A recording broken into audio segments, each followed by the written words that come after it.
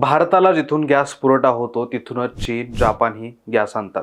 पण होर्मुझच्या सामुद्रधुनीतून जहाज वाहतूक ठप्प झाल्यावर भारतातच गॅससाठी हाणामारी सुरू आहे.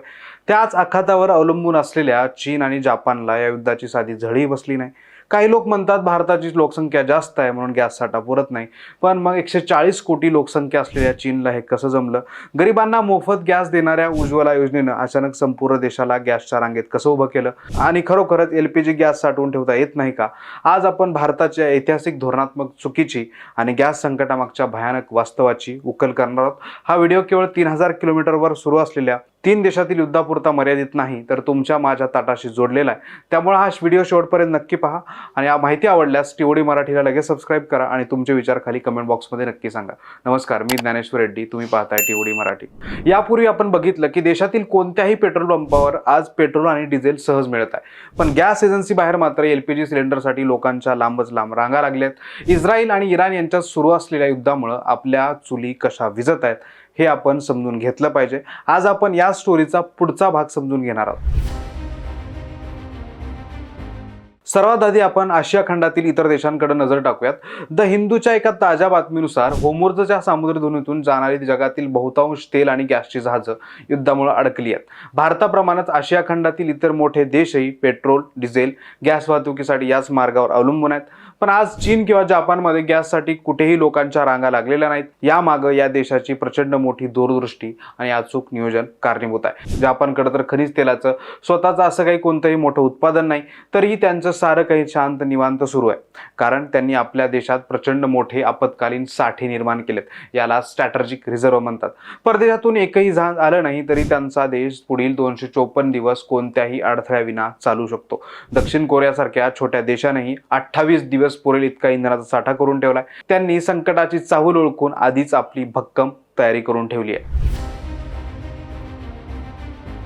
आता इथं काही लोक अत्यंत चुकीचा युक्तिवाद करतात. त्यांचं म्हणणं असतं की भारताची लोकसंख्या प्रचंड आहे, त्यामुळे जापान किंवा दक्षिण कोरियाप्रमाणे आपल्याकडे इंधनाचा साठा करणं शक्य नाही. कारण कितीही साठा केला तरी जगात सर्वाधिक 140 कोटी लोकसंख्या असलेल्या भारताला साठा पुरतच नाही. याच दाव्याचं वास्तव आता आपण पुढे बघणार आहोत. चीनची लोकसंख्या ही जवळपास 140 कोटी आहे, जी भारता एवढीच प्रचंड आहे. तरीही चीनमध्ये भारतासारखं संकट नाही.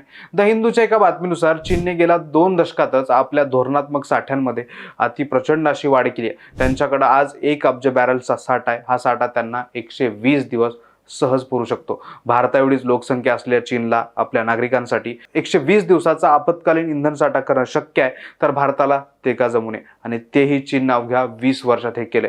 त्यामुळे लोकसंख्येचं कारण देणं हा केवळ एक बहाणा आहे. खरं कारण आपल्या दूरदृष्टीच्या अभावात आणि कमकुवत धोरणात दडलंय. केवळ आयातीवर अवलंबून राहणं हे धोक्याचंच आहे. हे चीननं अनेक वर्षापूर्वीच ओळखलं होतं. त्यांनी पाईपलाईन तसंच महाकाय साठवणूक केंद्र उभं केली.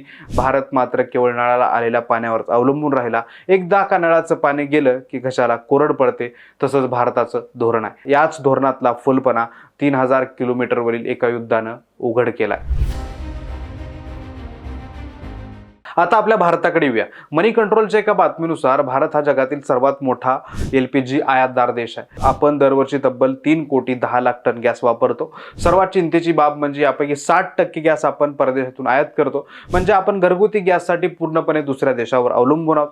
हे अवलंबित्व गेल्या 8 वर्षात अनेक पटीनं वाढले. 8 वर्षापूर्वी केंद्रातील मोदी सरकारने महिलांना चुलीच्या धुरापासून मुक्ती मिळावी म्हणून प्रधानमंत्री उज्ज्वला योजना सुरू केली. या योजनेमुळे देशात तब्बल 10 कोटी नवीन गॅस कनेक्शन जोडली गेली. आज भारतामध्ये एकूण 33 कोटी LPG कनेक्शन्स आहेत. पण 10 कोटी कनेक्शन्स वाढल्यामुळे देशातील LPGची मागणी तब्बल 44% वाढली. इथेच आपली सर्वात मोठी रणनीतिक चूक झाली. डिमांड अँड सप्लाय हा बाजाराचा नियम आहे. मागणीसारखा पुरवठा नसेल किंवा पुरवठा अधिक असेल पण मागणी कमी असेल तर बाजाराचं गणित बिघडतं. वस्तूंचे भाव प्रचंड प्रमाणात कमी जास्त होतात. त्यामुळे व्यापारी लोक पुरवठा अधिक होत असेल तर त्या वस्तूची साठवणूक करून भाव नियंत्रित करतात. तसंच LPG गॅसच्या बाबतीत घडलं. मागणी वाढली पण त्या मागणीला पुरेल एवढं गॅस साठवण्याची क्षमता आपण वाढवली नाही. देशातलं LPGचं उत्पादन कमी आणि आयातीवरचं अवलंबित्व मात्र प्रचंड वाढलंय. आपण केवळ लोकांची मागणी पूर्ण करण्यासाठी वितरण केंद्र वाढवली, पण संकटाच्या काळात तग धरून राहण्यासाठी आवश्यक असणारे भूमिगत साठे निर्माण केले नाहीत. त्यामुळे आता जेव्हा युद्धामुळे जहाजं अडकली तेव्हा आपली संपूर्ण वितरण साखळी एका क्षणात कोसळली. म्हणजे गेली 8 वर्ष केवळ पत्त्याचा डाव मांडत होतो. वाऱ्याची एक झुळूक आली आणि सगळा डाव विस्कटला. निव्वळ डाव विस्कटला नाही तर अख्ख्या देशाचं गणित विस्कटलंय. सरकारने महिलांची चुलीच्या धुरापासून मुक्ती व्हावी म्हणून हे सारं केलं, पण दीर्घकाळाचं नियोजन न करता आखलेल्या सरकारच्या धोरणामुळे आज अख्खा देश चुलीवर आला. सध्या सोशल मीडियावर यूट्यूबच्या कॉमेंट बॉक्समध्ये काही लोक एक दावा करत आहेत. त्यांच्या मते LPG गॅस जास्त काळ साठवून ठेवता येत नाही, म्हणूनच भारतात ही टंचाई निर्माण झाली आहे. पण हा दावा पूर्णपणे चुकीचा आणि निराधार आहे. LPG गॅस हा द्रव स्वरूपात अत्यंत सुरक्षित अशा भूमिगत गुहामध्ये किंवा जमिनीवरील महाकाय गोलाकार टाक्यांमध्ये अगदी सहज साठवता येतो. जगातले अनेक देश असा साठा करतात. स्वतः भारताकडे विशाखापट्टणम आणि मंगळूर येथे अशा 2 भूमिगत गुहा आहेत जिथे आपण LPG साठवतो. मग अडचण कुठे आहे? अडचण गॅस साठवताना येण्याची नाही, तर आपली साठवणूक क्षमता अत्यंत मर्यादित असण्याची आहे. आपल्या देशातील या दोन्ही गुहांची मिळून एकूण साठवणूक क्षमता केवळ 1,40,000 टन इतकीच आहे आणि आपली रोजची गॅसची गरज तब्बल 80,000 टन आहे. म्हणजेच आपल्याला पूर्ण भरलेला साठा 2 दिवसही पुरत नाही. महापालिकेनं ग्रामपंचायतीनं पाणी बंद केलं की आपल्या घरात केवळ 2 दिवस पुरेल इतकंच पाणी शिल्लक आहे. तिसऱ्या दिवशी पाणी न आल्यास आपली जशी अडचण होते तसंच हे गणित आहे. त्यामुळे गॅस साठवता येत नाही ही केवळ एक अफवा आहे. सरकारने गॅस कनेक्शन्स वाढवले पण पुरेशी साठवणूक केंद्र उभीच केली नाहीत. हेच एकमेव वास्तव आहे. म्हणजेच पाकिस्तान आपला शत्रू आहेच, पण त्याहून अधिक शत्रू आपल्या देशाच्या दूरदृष्टीचं नसलेलं धोरण आहे. परिस्थिती हाताबाहेर जाऊ नये म्हणून केंद्र सरकारने आता अत्यंत कठोर पाऊल उचलायला सुरुवात केली आहे. केंद्र सरकारच्या नव्या नियमानुसार ही वाढती टंचाई आणि साठेबाजी रोखण्यासाठी देशात अत्यावश्यक वस्तू कायदा लागू करण्यात आला. या कायद्यानुसार आता देशात तयार होणारा गॅस सर्वात आधी घरगुती ग्राहकांना दिला जाईल. सरकारने गॅस बुकिंगचे नियम अत्यंत कडक केलेत. आता एका सिलेंडरच्या डिलिव्हरीनंतर दुसरा सिलेंडर बुक करण्यासाठी शहरी भागात किमान 25 दिवस तर ग्रामीण भागात तब्बल 45 दिवसाचं अंतर ठेवणं सक्तीचं करण्यात आलंय. म्हणजेच 25 ते 45 दिवसानंतरच दुसरा सिलेंडर मिळणार आहे. तसंच बोगस बुकिंग रोखण्यासाठी गॅस घेताना बायोमेट्रिक पडताळणी अनिवार्य करण्यात आली आहे. व्यापार उद्योगासाठी कमर्शियल गॅसचा पुरवठा बंद करण्यात आलाय. त्यामुळे जीवनावश्यक वस्तू महाग होत आहेत. 40 रुपयाला मिळणारा उत्तप्पा 50 रुपयावर गेलाय. म्हणजे महागाई तब्बल 25% वाढले.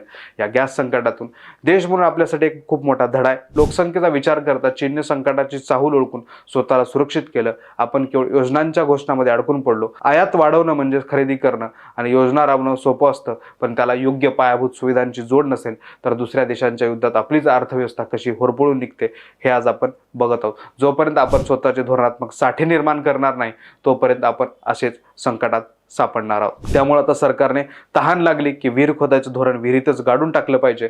दीर्घकालीन धोरण आखून ते राबवण्याची हीच योग्य ती वेळ आहे. कोरोना संकटातही आरोग्य क्षेत्राला उघडं पाडलं. त्यानंतर आपण पायाभूत सोयी सुद्धा उभारण्याची घोषणा केली, पण पुन्हा कोरोना पूर्वीचीच अवस्था आहे. तुमच्या गावातील शहरातील सरकारी दवाखान्याची अवस्था सुधारली का हे तुम्ही कमेंट करून सांगा. तुम्हाला काय वाटतं? सरकार गॅस संकटातून धडा घेईल का? गॅस संकटामुळे रोजच्या आयुष्यावर काय परिणाम होईल? तुमचं रोकटोक मत खाली कमेंट करून नक्की सांगा. ही अत्यंत महत्त्वाची आणि विश्लेषणात्मक माहिती मित्रमंडळीपर्यंत पोहोचवण्यासाठी हा व्हिडिओ जास्तीत जास्त शेअर करा. अशाच व्हिडिओंसाठी TOD मराठीला यूट्यूबवर सबस्क्राईब करायला विसरू नका.